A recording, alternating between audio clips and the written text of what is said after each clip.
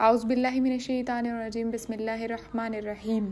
سورۃ بینہ قرآن مجید میں 97 نمبر پر ہے۔ سورۃ بینہ مدینہ منورہ میں نازل ہوئی۔ سورۃ بینہ کی 8 آیات ہیں۔